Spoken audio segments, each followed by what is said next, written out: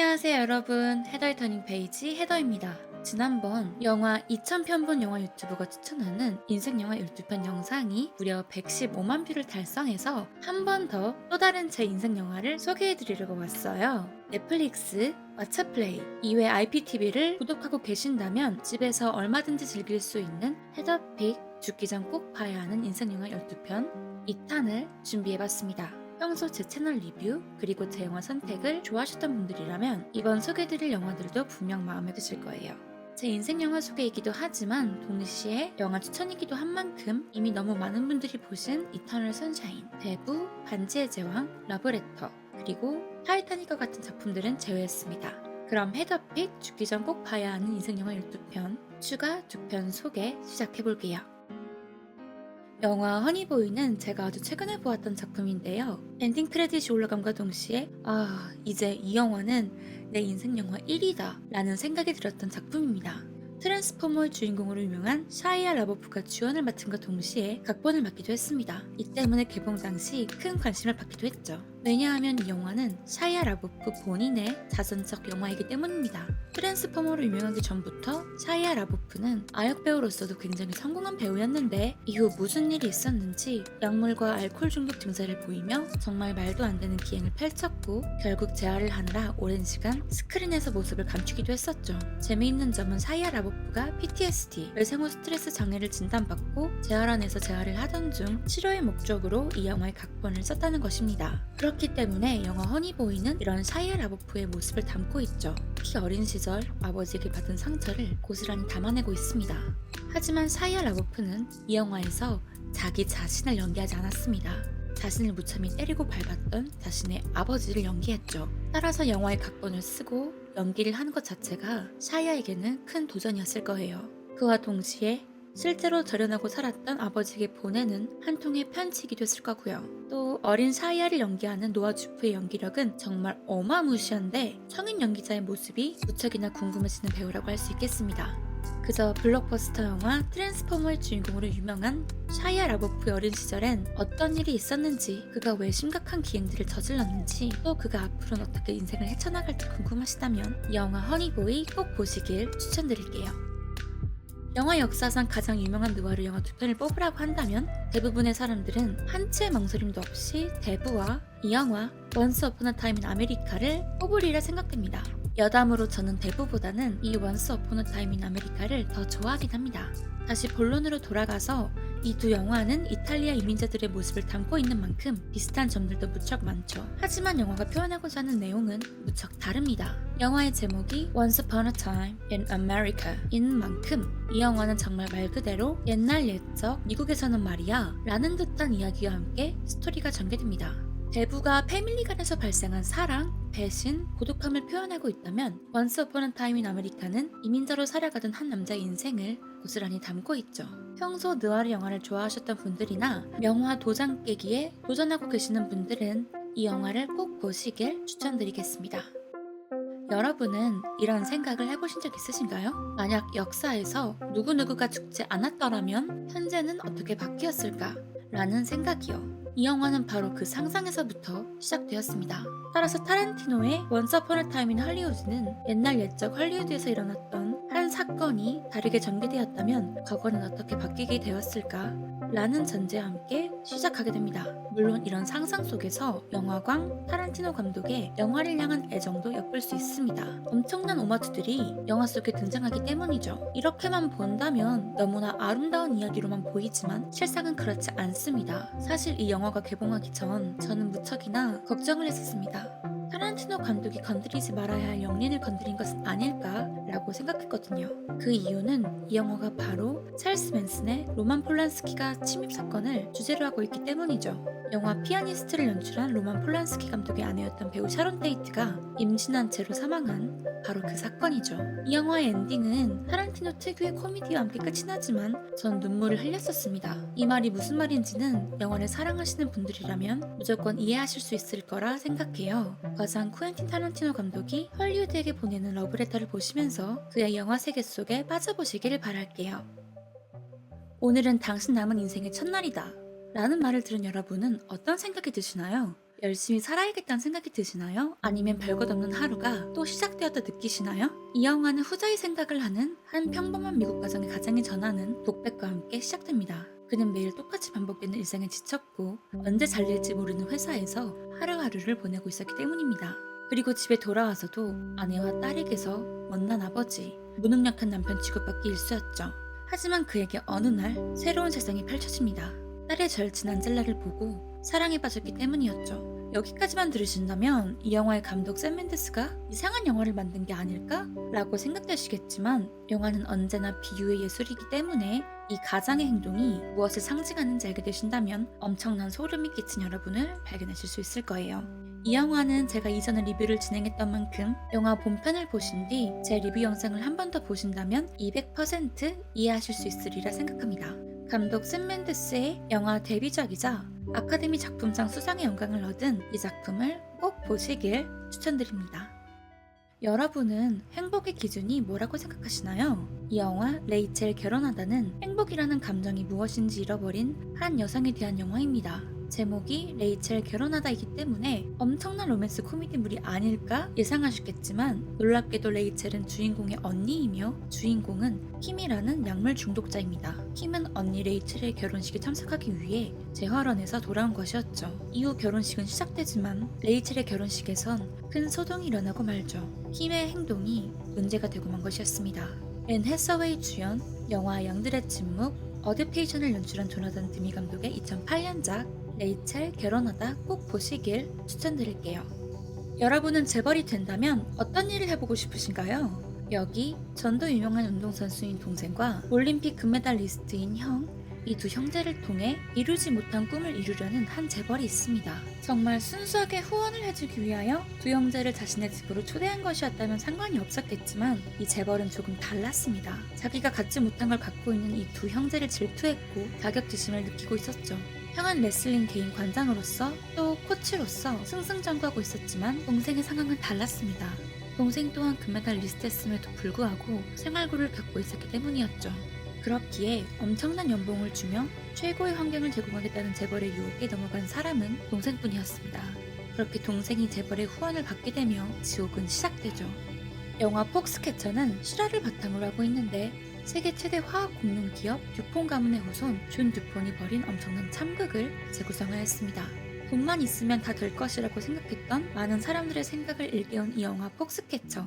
박찬욱 감독이 정말 사랑하는 영화로도 유명하죠. 세 남자의 신경전을 보고 싶으시다면 오늘 저녁 이 영화는 어떨까요?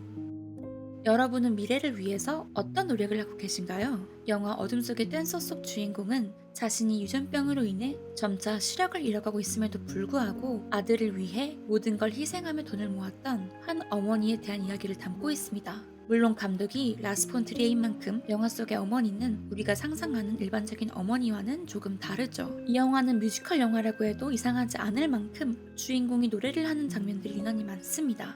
주인공 자체가 활발하고 말이 많은 성격이 아니었기에 머릿속 상상들을 노래로 연출해냈기 때문이었습니다. 하지만 이는 이 영화의 주인공이 아이슬란드가 낳은 최고의 가수 비오크였기에 가능하지 않았을까 싶습니다. 이 영화 어둠 속의 댄서는 칸느 영화제 황금 종려상과 여우주연상을 받은 영화이기에 작품성과 연기력은 두말할 것도 없을 정도인데요. 눈이 보이지 않는 어머니가 아들을 위해 어떤 일까지 할 수 있었는지 궁금하시다면 이 영화 어둠 속의 댄서 꼭 보시기를 추천드리겠습니다. 결혼은 해도 후회, 안 해도 후회라는 말이 있죠. 어쩌면 이 영화가 그 말을 가장 잘 표현하고 있다고 해도 과언이 아닌데요. 영화의 제목은 결혼 이야기이지만 실상은 이혼 이야기와 가깝기 때문입니다. 프란시스아를 연출한 것으로 유명한 노아 바움백 감독은 한때는 사랑에 빠져 결혼했던 두 사람이 어쩌다 이혼을 결심하게 되었는지 그 설명하기 어려운 과정을 무척 디테일하게 연출해내었습니다. 아내 역을 맡은 배우 스칼렛 요한슨은 이 영화를 통해 2020년 아카데미에서 여우주연상 후보와 여우주연상 후보에 동시에 노미네이트되는 쾌거를 안기도 했죠. 남편 역을 맡은 아담 드라이버 또한 수많은 영화제에서 남우주연상 후보에 오르기도 했었고요. 개인적으로는 아담 드라이버가 최고의 연기를 펼친 작품이지 않나 싶을 정도였습니다. 아무튼 이처럼 최고의 연기를 펼치는 배우들이 최고의 감독, 최고의 시나리오를 만나면 어떤 일이 벌어지는지 궁금하신 분들은 이 영화 넷플릭스에서 꼭 시청하시길 바랄게요. 여러분은 이런 감정을 느껴보신 적 있으신가요? 친구들과 혹은 지인들과 시끌벅적한 장소에서 최고의 시간을 보내다가 집으로 돌아오는 길에 느끼는 공허함이요. 우리는 일반적으로 이런 상황에서도 큰 공허함을 느끼는데 블록버스터 영화에서 주인공 역을 맡았던 한 헐리우드 스타가 바닥으로 추락을 하게 된다면 과연 어떤 느낌이 들까요? 그 공허함은 상상할 수 없을 정도라고 생각하는데요. 이 영화 버드맨은 바로 이렇게 최고의 사랑을 받던 배우가 시간이 지남으로써 사람들의 뇌리 속에서 잊혀진 후 다시 재기하려는 이야기를 담고 있습니다. 이 영화는 그의 아카데미에서 작품상, 감독상, 각본상, 촬영상을 수상한 것도 모자라 영화 전체가 원테이크 기법으로 촬영된 것 등 촬영 감독이 유달리 엄청난 능력을 선보였기에 당시 2015년 세계 유수의 영화제에서 촬영상을 모두 휩쓴 작품이기도 하죠. 가슴이 웅장해지는 OST와 함께 바닥에서 하늘로 날아가려는 한 배우의 처절함을 보여주는 이 영화 버드맨 꼭 한번 보시길 추천드리겠습니다. 이 영화 바벨 또한 앞서 추천드린 버드맨의 감독 이냐리투의 2006년작입니다. 브래드 피트와 케이트 블란쳇이 한 영화에서 부부로 나온다니 벌써부터 보고 싶지 않으신가요? 영화 바벨은 우리가 많이 듣고는 했던 그 바벨탑에서 유래한 대목입니다. 그렇기에 이 영화의 주제는 당연히 소통이 되겠죠. 이냐리투 감독의 작품인 만큼 역시나 쫄깃한 스릴을 느낄 수 있었습니다. 한 소년의 잘못된 선택으로 인해 벌어진 참극, 그 이야기가 궁금하시다면 영화 바벨 꼭 보시길 추천드리겠습니다. 요즘 그 질병으로 인해 우리는 매일매일 하루에도 몇 번씩 체온계로 체온을 재곤 합니다. 그리고는 보통 35도에서 36도 정도라는 결과를 받고는 하죠. 이 영화 베티 블루 37.2 또한 체온에 대해 이야기하고 있는데 특히 사랑의 온도에 대해 이야기하고 있죠. 영화는 이렇게 시작됩니다. 엄청난 미모와 매력으로 무장한 여주인공 베티는 가진 것은 꿈밖에 없는 남주인공 조그를 만나게 되며 불같은 사랑에 빠지게 되었죠. 하지만 장미에는 뾰족한 가시가 있듯 베티에게는 정신적 불안이 있었습니다. 그럼에도 불구하고 조그는 그녀를 떠나지 않았죠. 사랑했기 때문에요. 여기까지만 듣는다면 호구의 사랑이란 생각이 드시겠지만 베티 또한 조그의 꿈을 이루어주려 무척 노력하는 모습을 보입니다. 이 영화는 제가 100번 추천드리는 것보다 여러분이 한 번이라도 직접 보시는 것을 권장드리는데요. 영화 속 숨겨진 이야기가 많은 만큼 영화를 보신 뒤 제가 이전에 업로드했던 베티블루 37.2 리뷰도 참고하시면 좋을 것 같습니다. 이 영화도 별 5개로 추천드리겠습니다. 블랙 위도우와 조커가 만났습니다. 정확히는 배우 스칼렛 요한슨과 호아킨 피닉스가 이 영화 그녀에서 주연을 맡게 되었었습니다. 이 두 사람을 진두지휘하는 건 그 유명한 스파이크 존즈 감독이고요. 이 세 사람이 만들어낸 마스터피스는 무슨 이야기를 담고 있을까요? 놀랍게도 이 영화는 근미래를 배경으로 한 SF 로맨틱 코미디 드라마 영화입니다. 로맨틱 코미디 드라마의 SF라니 무슨 말인가 하시겠지만 이 영화는 한 남자가 컴퓨터 운영체제인 OS, 더 쉽게 말하면 아이폰의 실이나 갤럭시의 빅스비와 사랑에 빠진 한 남자 이야기를 담고 있습니다. 이것이 가능한가 싶으시겠지만 영화를 본다면 충분히 이해가 가실 거라고 생각해요. 홀로 남겨진 것 같은 세상에서 나를 이해해주는 단 한 사람이 생겼다는 거. 그 사실만으로도 우리는 충분히 사랑이라는 황홀경에 빠지지 않을까 싶거든요. 더군다나 그 실이나 빅스비가 스칼렛 요한슨 같이 매력적인 보이스를 갖고 있는 OS라면 더욱이 그럴 것이고요. 평소 아름다운 영상미를 가진 영화들을 좋아하셨다면 잔잔하지만 마음이 웅장해지는 그런 영화들을 선호하셨다면 이 영화 그녀가 여러분의 마음에 쏙 드실 거라고 생각해요. 이렇게 앞서 12편을 소개해드렸지만 짧게 추가적으로 2편을 더 소개시켜드리려고 해요. 그럼 나머지 2편도 시작해볼게요. 악마가 너의 죽음을 알기 전에라는 제목의 이 작품은 그 유명한 영화 12명의 성난 사람들 오리엔트 특급 살인사건 에쿠오스를 연출한 거장 시드니 루멧의 2009년작입니다.